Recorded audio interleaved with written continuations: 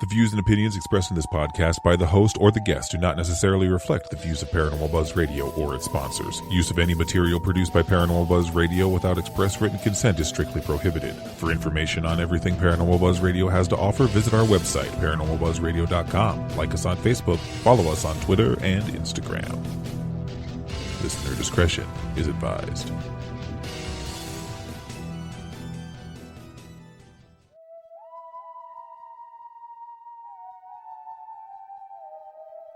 Listen in as your host, Casey Colburn, brings together a perfectly picked panel of guests to discuss hot topics and events within the metaphysical and paranormal field.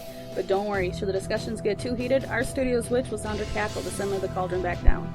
Listen for new episodes of Cauldron Talk with Casey Colburn every Wednesday night at 6 p.m. only on Paranormal Buzz Radio. Good evening, listeners. It is Wednesday at 6 o'clock, and you're listening to Cauldron Talk with Casey Colburn here on Paranormal Buzz Radio. This is Season 1, Episode 3.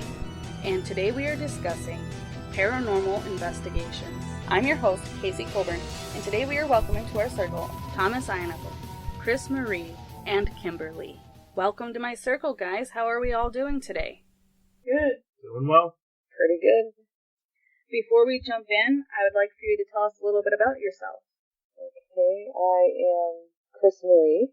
I am 32 years old. I've kind of been into paranormal since a young age. I had a couple of experiences when I was younger that kind of got me interested, and then my grandmother and I would swap stories and experiences, and it kind of just grew from there.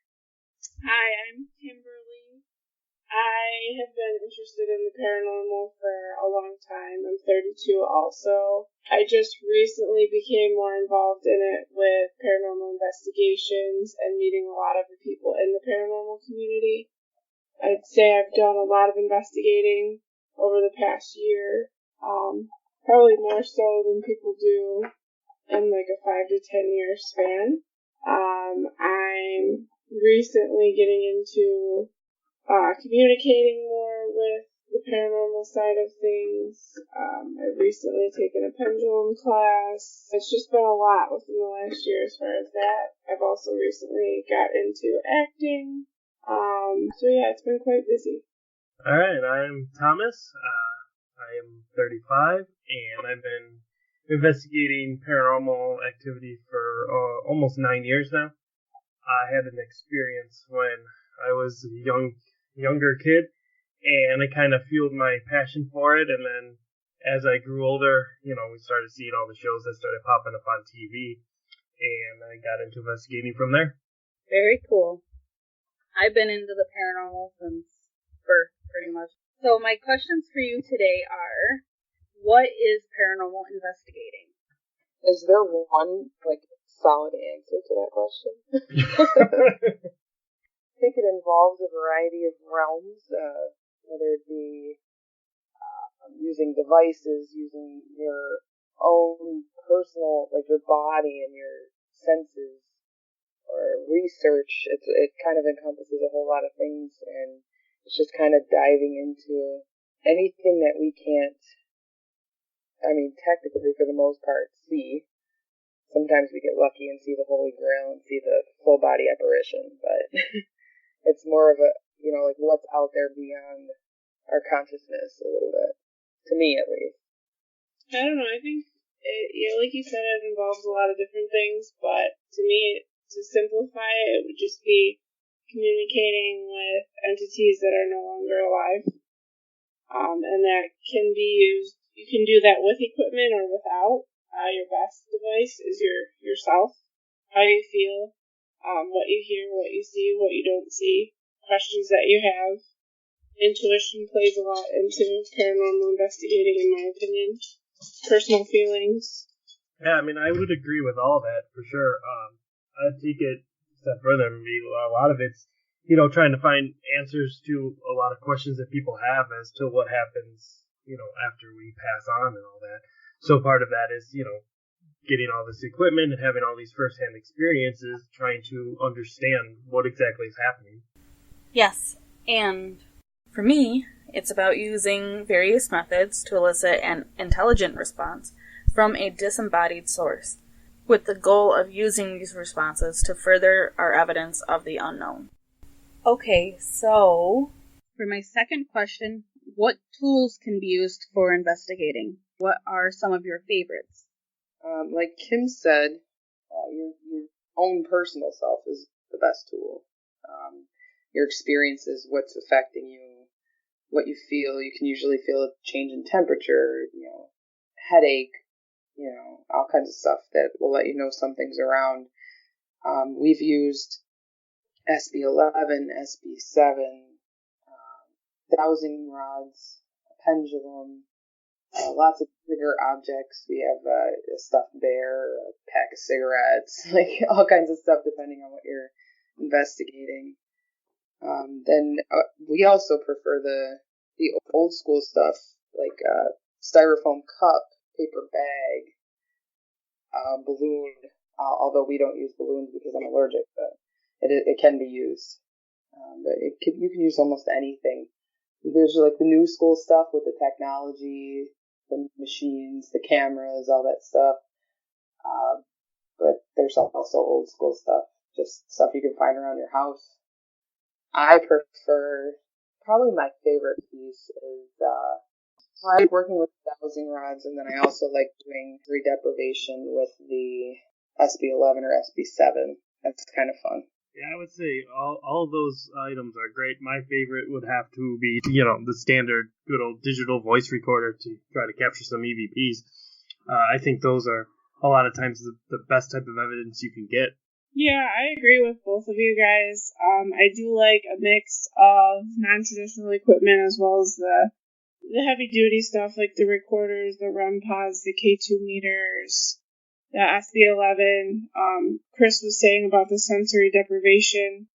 One person will put headphones on and just shout out what they hear on the SB11, which is the static box, and then the group of people that can hear what's going on will ask the questions. And within our last 3 or 4 investigations, what we were directly asking, she would answer, and she had no idea what we were saying, so it was kind of cool.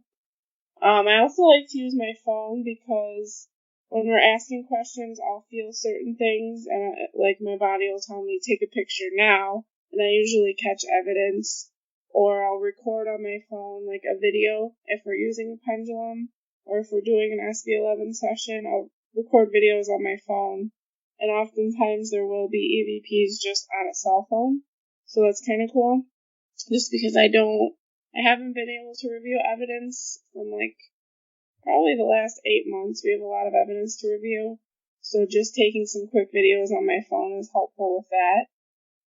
But like Cryss said, I pay a lot of attention to how I'm feeling.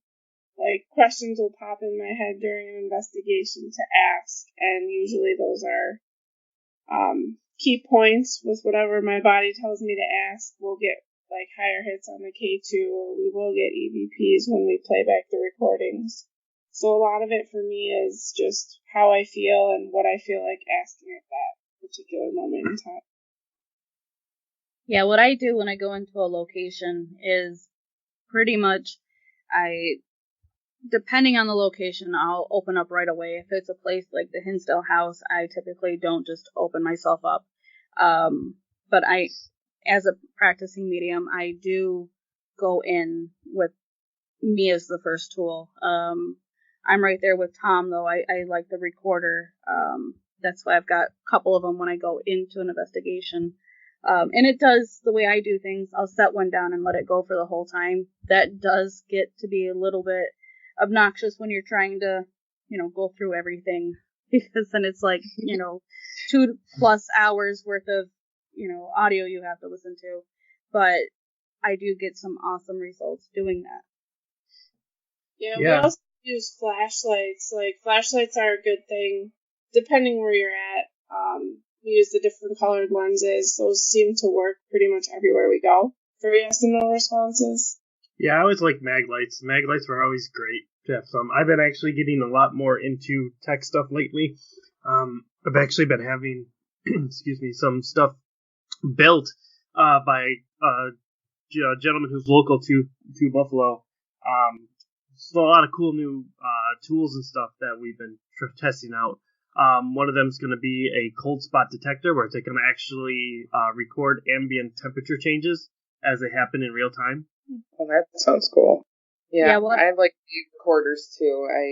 I am partial to that. It's kind of like surprising that you don't hear that stuff in person, and then when you hear it back on the recorder, it's like, wow, did you hear that? And it's something you can, especially if you do it on the cell phone too, you can share it really quickly and say, hey, what do you think about this? Does this sound legit to you? You know, I enjoy that too. A good thing that you brought up, Kay, was certain locations. When we first started investigating, probably like a year ago, I would just, come in, like, everybody come on, talk to me, type of thing. And there are, from experience, there are some places that I'm kind of, I have a wall up because I'm like, I know how much it can affect me now that I'm into this and now that I'm more open about it, looking and feeling things.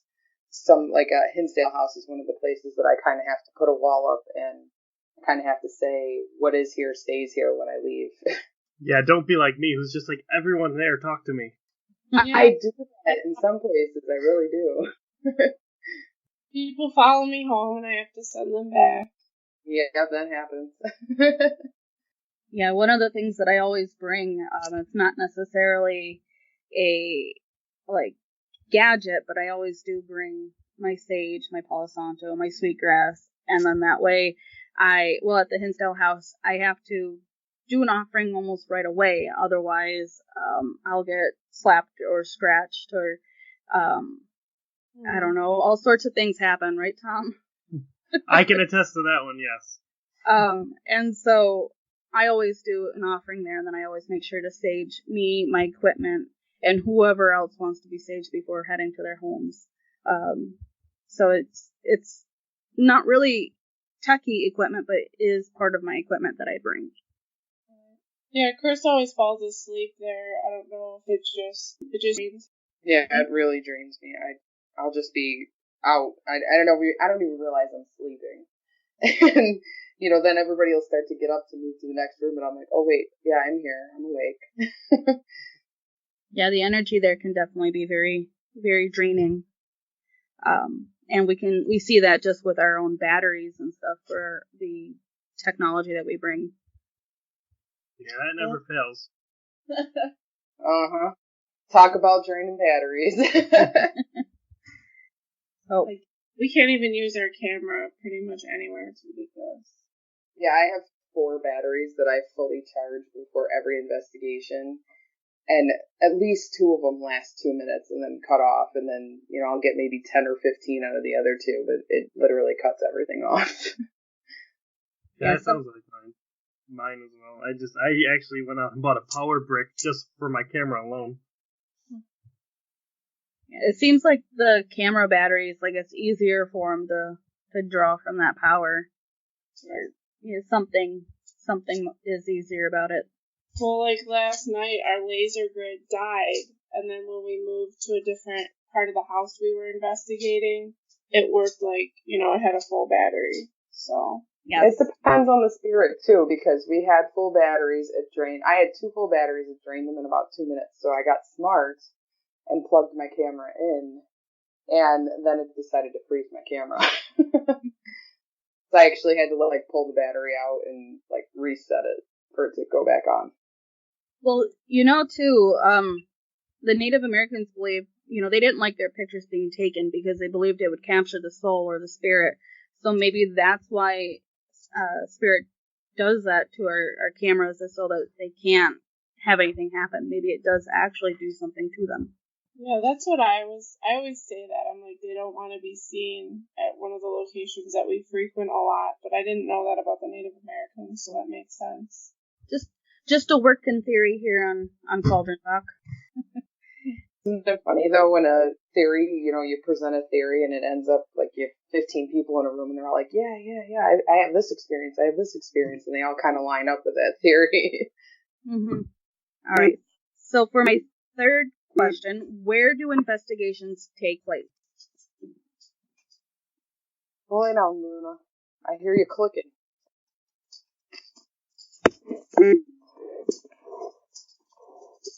Alright, that should be better. Just to get rid of the vibrating. Okay, sorry about that. So, where do investigations take place? What is that? What are you actually asking? Like, I mean, they can kind of take place anywhere, honestly, I would think. I mean, currently we just moved into a manufactured home, and actually before we even moved in, we were just looking at the place. Things were happening, and I was like, I asked the guy that was selling it. It was the deceased family member, and I said, did the person pass here? And he was kind of reluctant to tell me or tell us, and then he was like, yeah, she did, and I was like, perfect.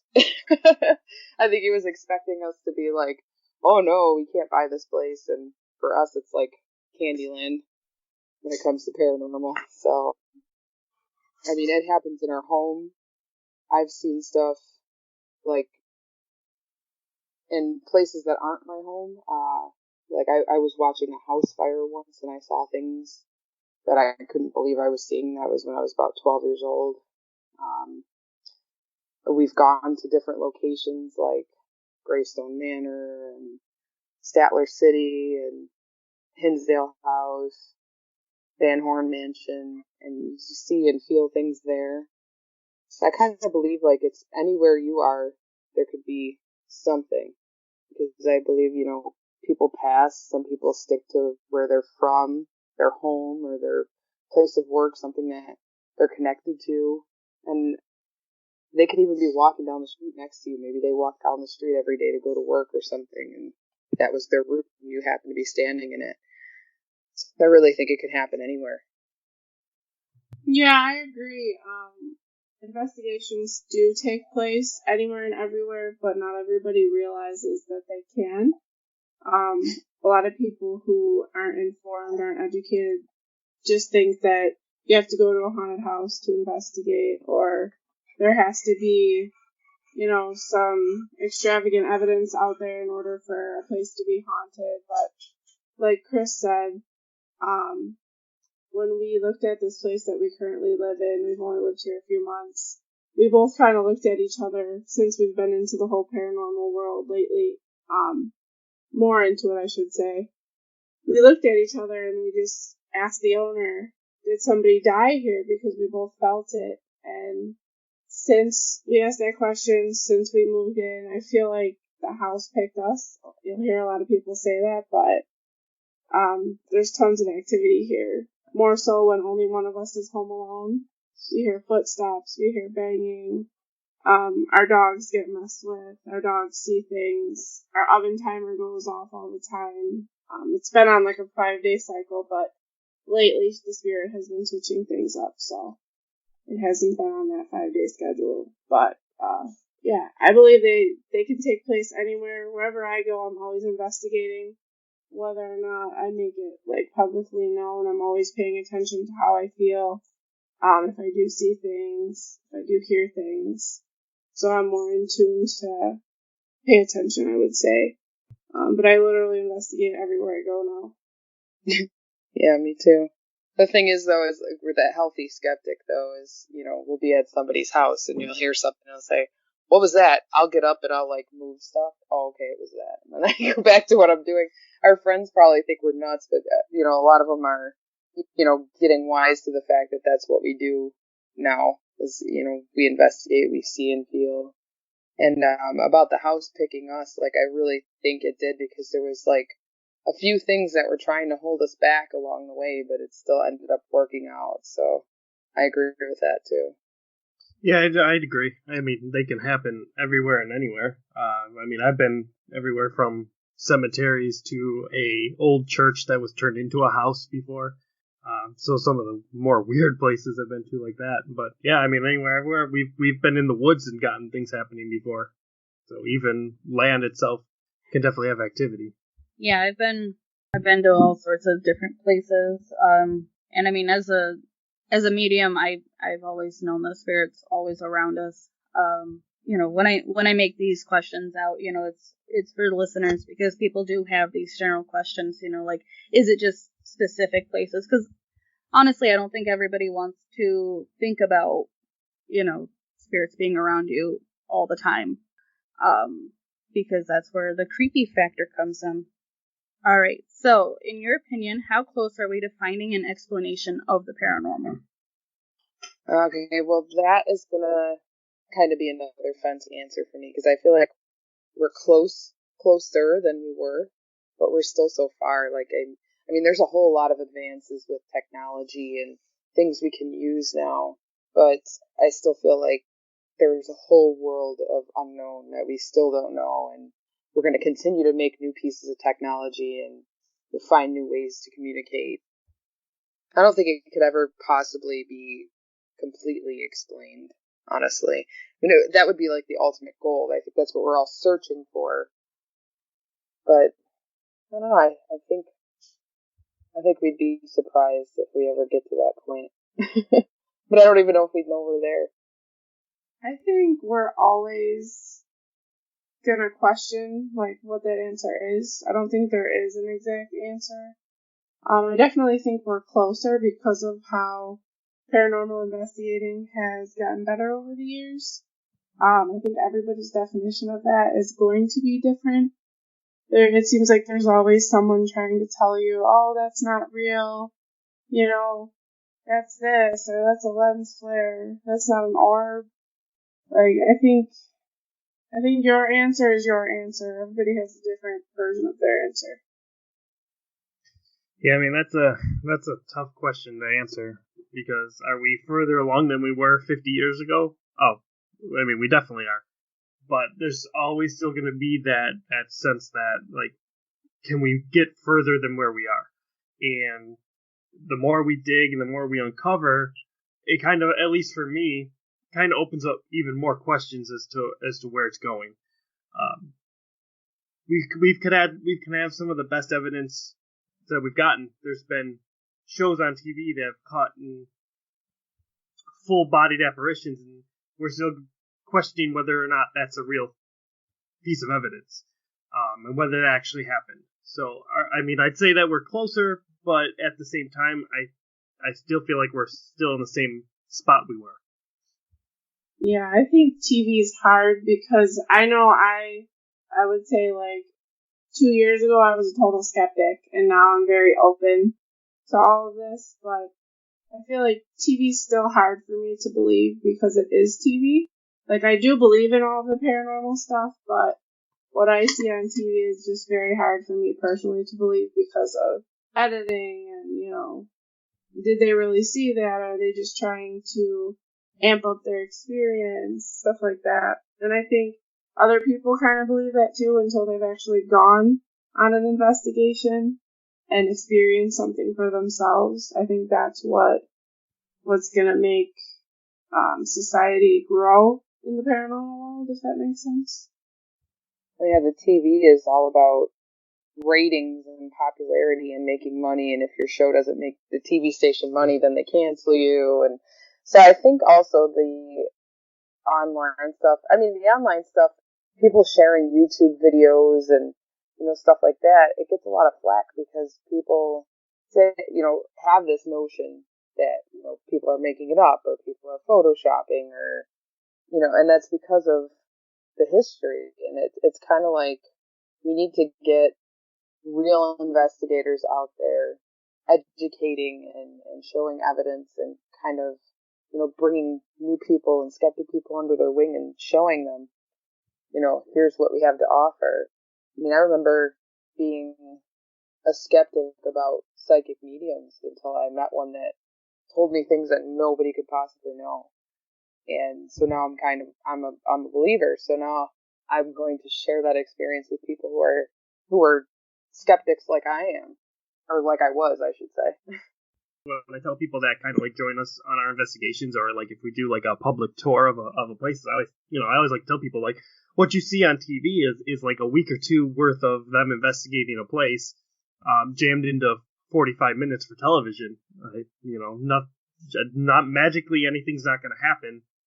It takes a lot of time.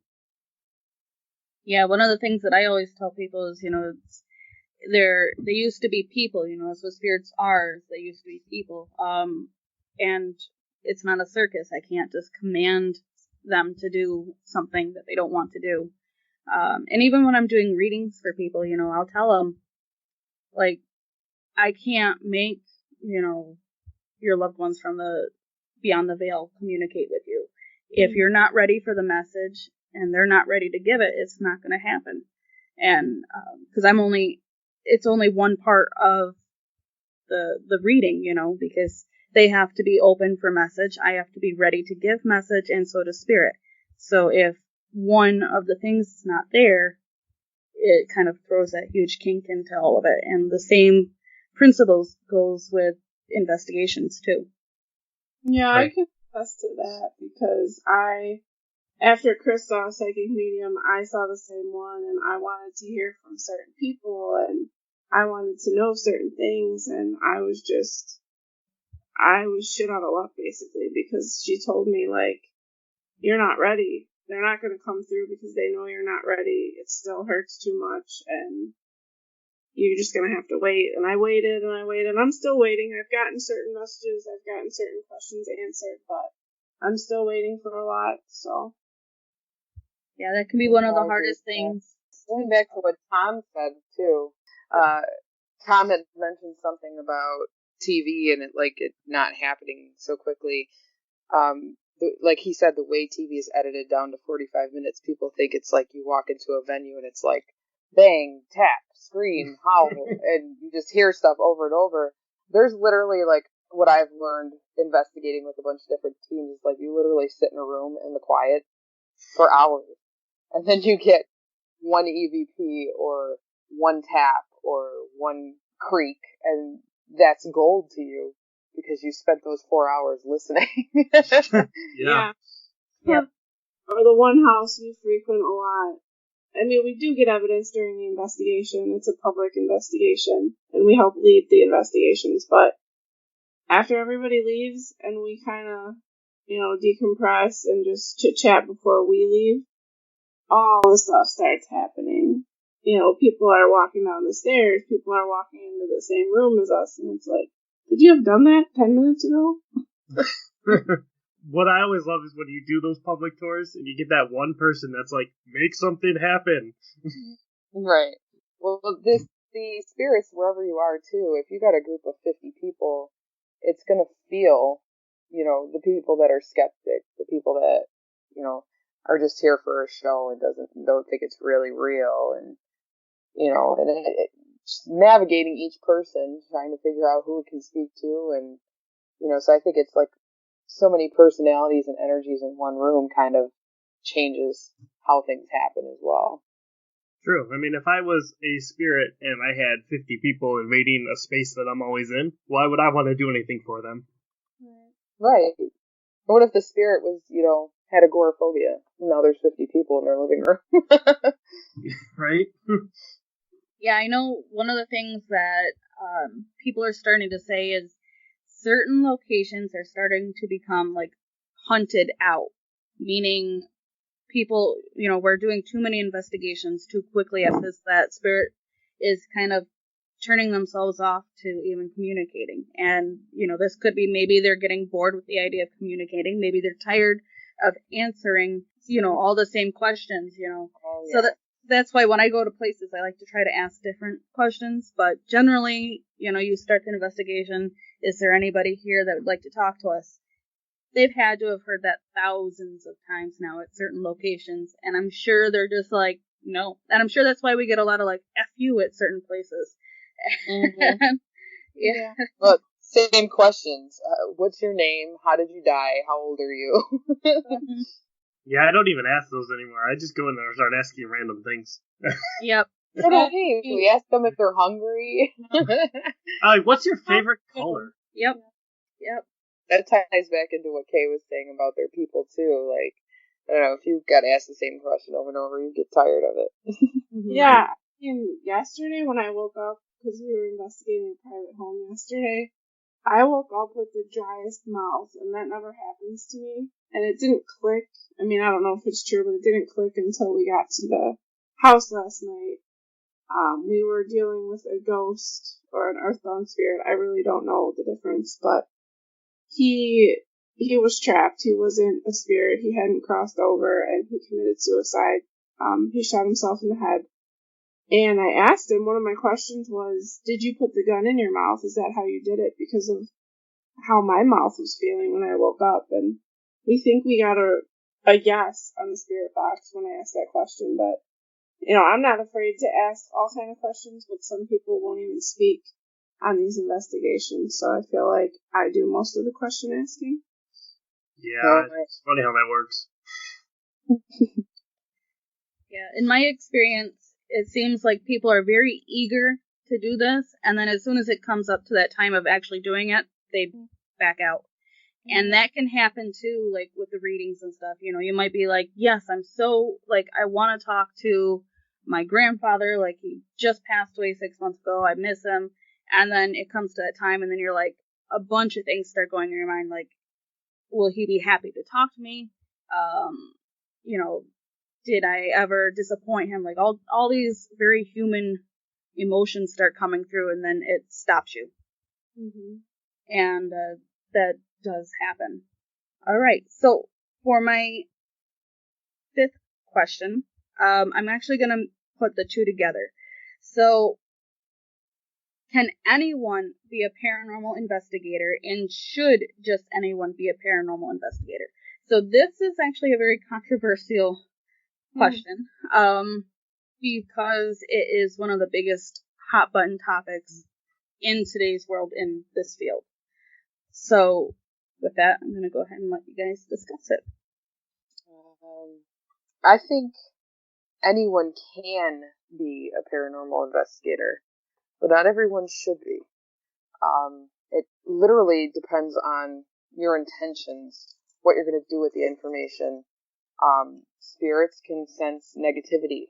If you're doing it so that you can gain notoriety and be popular, or as a parlor trick, they're going to pick up on that and they're going to stop responding. And, anyone can be, but I really think if you're going to get into it, it's good to, go on a couple of investigations with some seasoned investigators, and, see how they do things. Learn, the respect for the other side, so that when you start to investigate, you're not disrespecting the other side or opening things that you aren't sure how to deal with, because that's a big thing too. Everybody has this preconceived notion that Ouija boards are, satanic and you can't use them, and it can be used if it's done the correct way. And I think that's important for people to realize, is that you should really learn how to properly do things.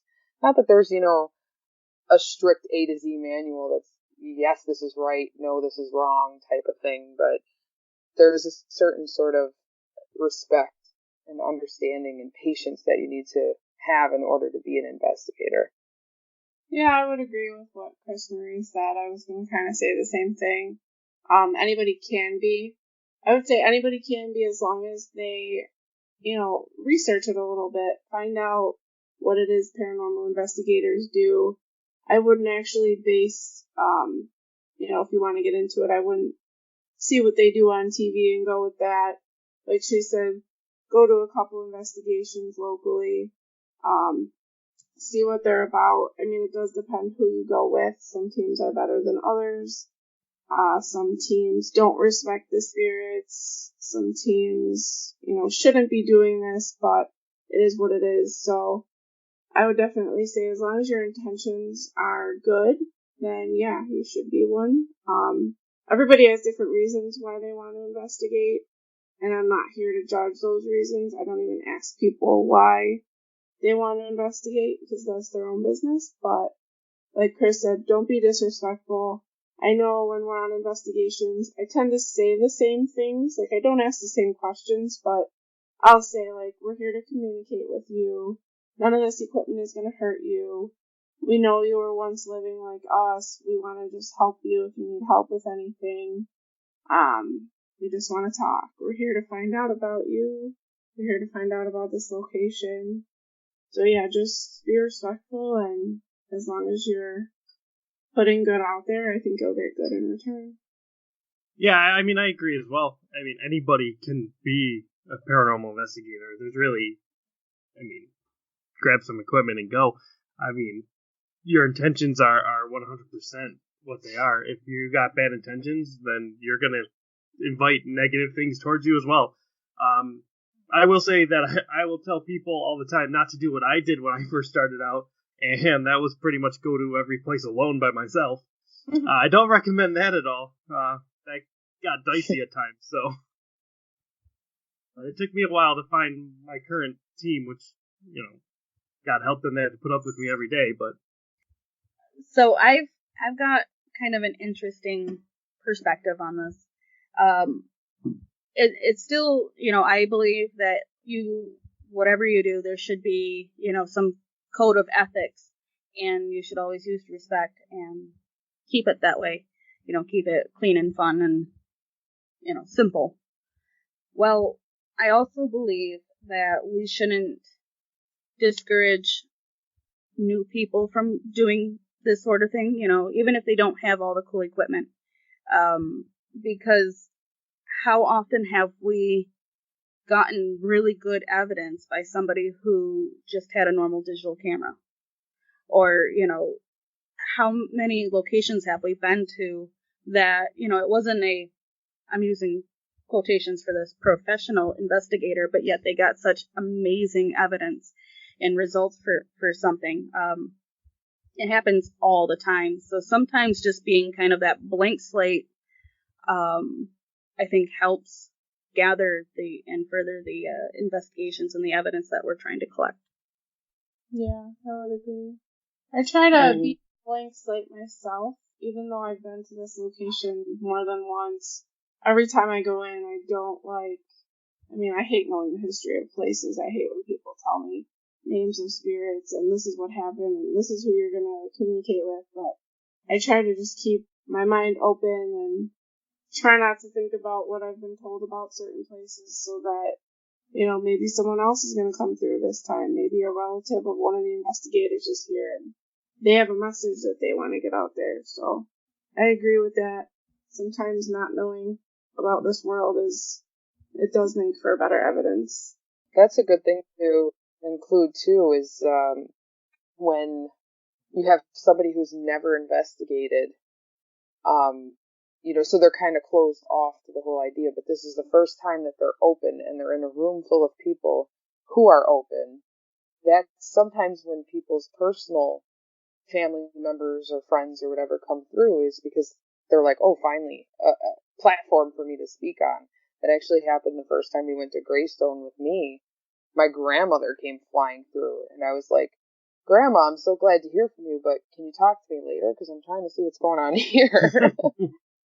Yeah, I think one of the biggest components with it, and the reason it works out this way, is because once you start knowing something, and it's a totally normal human thing, but ego steps in and it says, this is the way it is.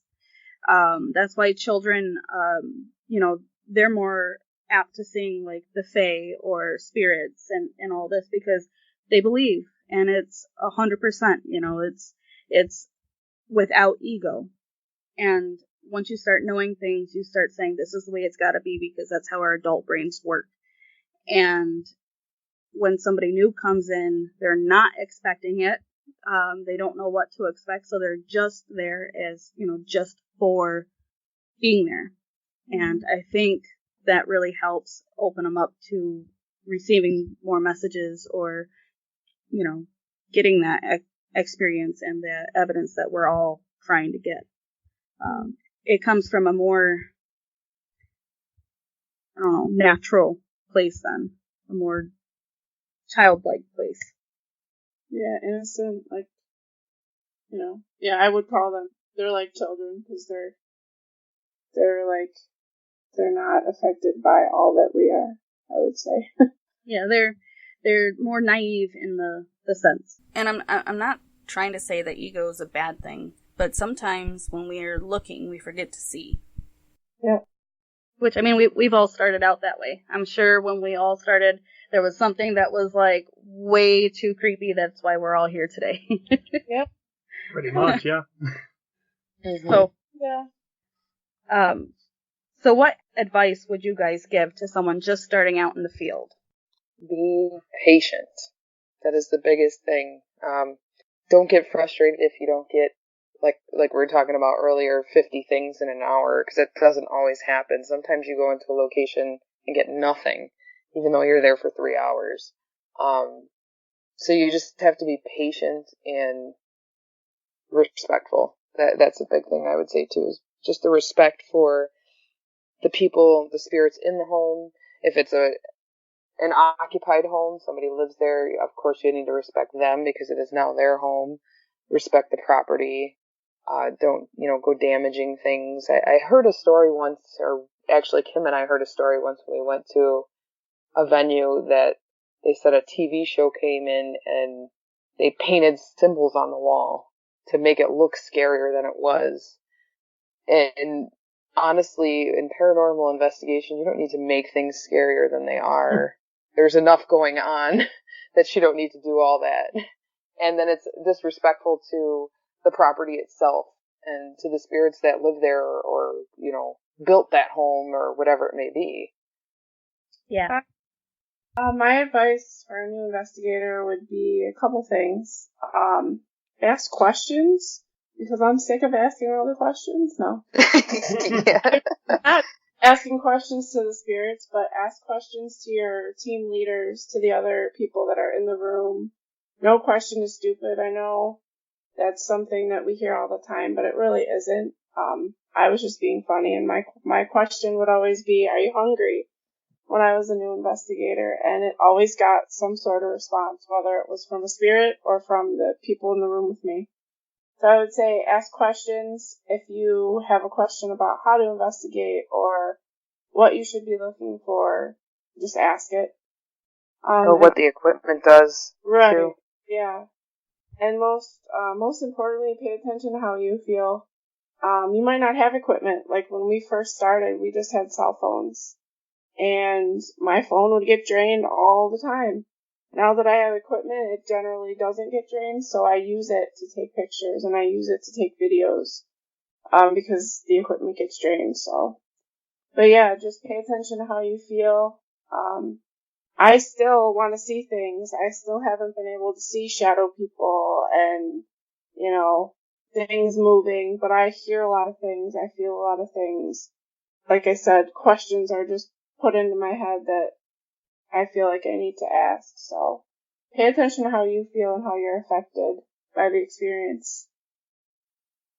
Yeah, I mean, that's all great advice, and I definitely agree with it all. And I just go, a couple steps further and just be like, you don't need to have a $200 voice recorder right away.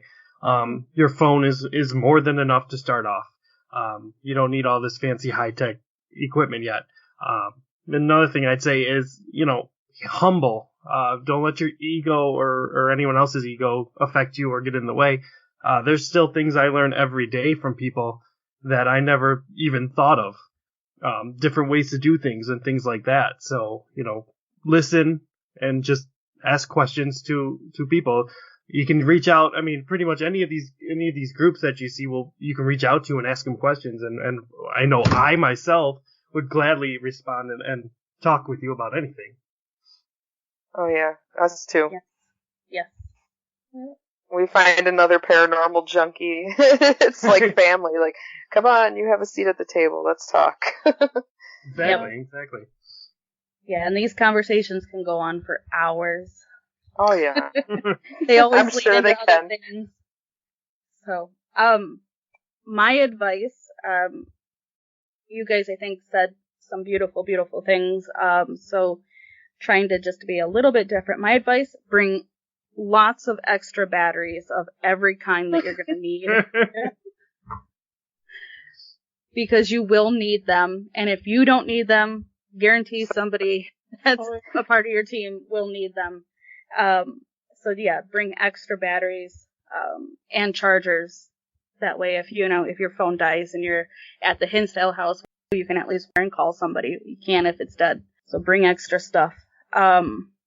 Lastly, what was your best experience that you had during an investigation? Do I have to pick one?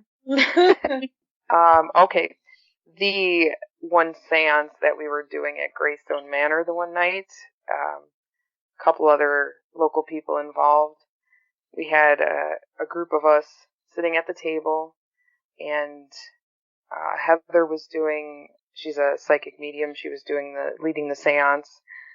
And while we were all sitting there, we heard footsteps coming down the stairs, kind of a little bit away. You got to go from the dining room to the living room to the kind of like hallway, and then that's where the stairs are. So we heard some steps coming down the stairs, and we all kind of stopped and were like, hey, come on in here. And we heard steps coming through the living room, and there was a big camera. Jason Marble, actually, he had the big camera set up in the doorway between the living room and the dining room. And when it got to the camera just died. And so, like, that was very trippy for me, is that I could hear it coming towards us, and then it drained the camera. And he later on said that he had to buy a whole new battery pack because it actually destroyed it from taking the energy. So that was kind of trippy. And then, actually, I want to share something. It wasn't during an investigation, actually. We were coming home the other night with this crazy haunted manufactured home that we now live in. And I was coming through the door, and the stairs outside the door are maybe like 4 inches shorter than the inside of the house. Like, you have to step up to get into the house.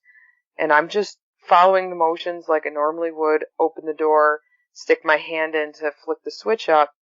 And then all of a sudden I realized that there was a face, a body in front of me. My heart started fluttering. I couldn't get over it. It was like the coolest thing I'd ever seen. But she startled me. And I actually told Kim about it, and she was like, oh my God, I didn't see it. Because it was kind of like a quick thing. Like, it disappeared before you could realize what was happening, and then it registered with my brain. Oh my God, there was a person there. And we asked our friend, what did the woman look like? Because he didn't know her. And he described her to a T. Her height, what her hair looked like. And I was like, that's who I saw. I saw this woman with this scared expression, like, who's coming in my house? And I just thought that was cool too. I mean, there's a ton more that I've had, but those are kind of the biggest ones that stick out in my mind right now. Yeah, I have had a lot of experiences, I'd say, within the last year or so. I could talk for hours, like you said, about it, but I would say probably one of the coolest experiences was at the one place we investigate a lot. Both of my hands went numb in the one bedroom. Like, somebody was holding my hands or like pulling down on my hands. Later on, the owner of the home described a spirit to me, who it could have been, which made sense. It was somebody who had trouble walking, like they were on the floor and they needed help to stand up. That was the only time that I felt like that in my hands. Like, I was touched, or somebody was just sitting there holding them. But I would say that the coolest thing was probably, it was like our first or second investigation at the Central Terminal. Brand new paranormal investigators. I think it was the second time we were there. We were only there twice, and then they stopped investigations there. But I was standing in a hallway with other people. It was dark. It was supposedly like a hallway where you could see shadows. I seen shadows, what I thought were shadows, but I didn't know if it was my eyes playing tricks on me. Like I said, I was very skeptic. So I'm like, just standing there, doing the thing like everyone else is doing. And my hair was in a braid. And all of a sudden, it felt like somebody but lightly touched the end of my hair and pulled it down, like tugged my braid. And I'm still convinced to this day that it was two of the people I was with, and they claim it wasn't, but it felt real. It felt like somebody human pulled my braid, so maybe they knew I was skeptic, so they're like, here, we're gonna do this so you believe, and probably why I believe, so. Oh, man, I have to pick one? Right. Well, let's see. If I'd have to say my best experience so far, besides the countless times I've been to Hinsdale experience stuff, was we went to West Virginia Penitentiary. Yes. Last summer with a couple different groups from the local area, and we were up on the second floor where the infirmary was, and we're walking down this hallway, and we get to the end where there's a set of stairs that go down towards the prison cells, and we're all standing there, and we can hear an entire conversation between a man and a woman going on. Then we heard what would have been like jingling keys. And me and my one investigator, Brad, were so convinced that it was people from another group talking that we ran down those stairs as fast as we could. And when we got there was literally nobody even in the building. They had all left and gone into the lobby area. And there was literally nobody there. Yeah, that's a cool place. It was one of the best experiences. Very cool. Yeah, so I think my favorite experience, again, like along with you guys, I've had so many. I was at the Hinsdale house. I was upstairs in the main room, and I was by the windows facing towards the stairs. And there were a couple other people upstairs with me at the time, and it was about, I want to say, 2 o'clock in the morning, so it was pretty dark. And I saw what looked like was a cat that came up the stairs and went into Laura's room. And me being who I am, I'm very all about animals, so I got very excited about it, and everybody in the room was like, no, there's no cats, there's no cat spirits, nothing, right? Just really, just threw that one right out, nope, can't be. And I went in anyways, because I'm like, we're out here in the country, a cat could have came in, and they're good at hiding, so maybe it just came out now. And so I went into the room, and nothing, no cat. And I was like, alright, there's no cat. They were right. And I dropped it. I went back to where I was sitting, and I want to say half hour went by, and everybody started getting really sleepy. So we went to go back downstairs, and when we turned on the lights, they're right in the middle of the doorway where we would have stepped on it or kicked it as we were coming in was a small cat toy. Yeah. And so it was kind of like, you did see me. Here's a little toy for you. It was the best experience I've ever had at a investigation. Where was the toy exactly? Right in the middle of the doorway of when you go into the main room. Upstairs? Yep. Upstairs. Okay. Yep. You know what you said about everybody started to get sleepy. Is that something that you notice happens a lot? Because that's where I just conk out and fall asleep in the middle of an investigation, which is the weirdest thing to me. It was really late at night. It was a overnight thing, so everybody was, brought their sleeping bags, so it was just that time of night. Oh, okay. Mine's 7 o'clock in the evening. We just started the tour, and I'm done. And I was completely live and, energetic all the way up there, the crazy drive and down the dirt road. I was all great. And then I go upstairs and I pass out. Yeah, there's been certain times when, it's been pretty quiet and, I've never been sleepy there. Even that night, I didn't go to sleep. My body felt, exhausted, but I just couldn't shut my brain off. So, I guess I get energized in contrast to what you get. Yeah, I don't fall asleep there either, but I did sleep. And get it, yeah. That house is just something different. Yeah. Yeah. I get energized everywhere else, but Hinsdale, I just pass out. I don't know what it is with that place. There's some weird energy there. Mm-hmm. I was there last week by myself, and I did a quick live stream for Paranormal Warehouse, and I had towards the end of it, I had the entire house just shake. Huh. I had no explanation. We felt that too. I thought there was an earthquake.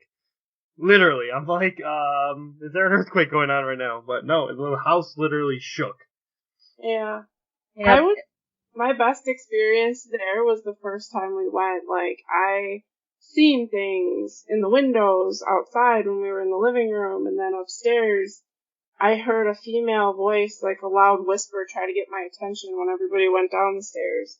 And ever since then, nothing. So I don't know. That's actually where I seen my first, like, face.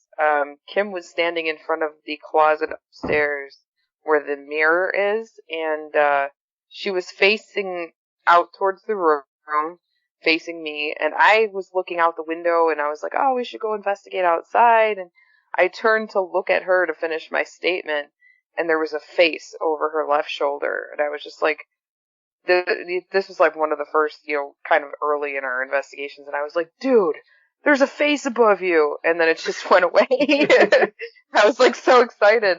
And so like all these experiences I'm noticing that we're all saying is our best were ones that we did not have cameras or, like there's no way of, proving it, so to, I'm going to say in quotations like Kay did, just proving it, but it's so real because it's a personal experience. So that ties back into your body is the most important tool. Yes. Definitely. Yep. All right. Well, thank you guys. Yeah, thank you. Thanks for having us. Thank you for joining my circle tonight. It was a pleasure to discuss this spooky topic with you. And a thank you to all my listeners for tuning in. And as always, dreadful dreams.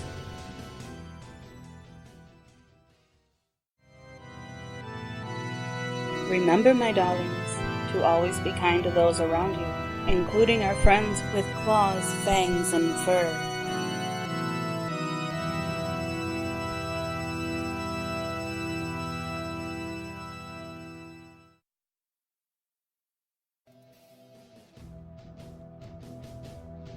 Hello, darling. Love the show and want to be more involved? All while showing your support? Have I got the perfect thing for you?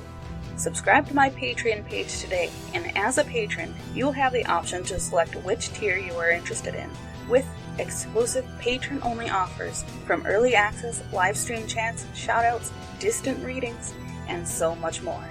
If this has piqued your interest, please follow the link in the chat or go to patreon.com and search Cauldron Talk with Casey Colburn and become a patron today.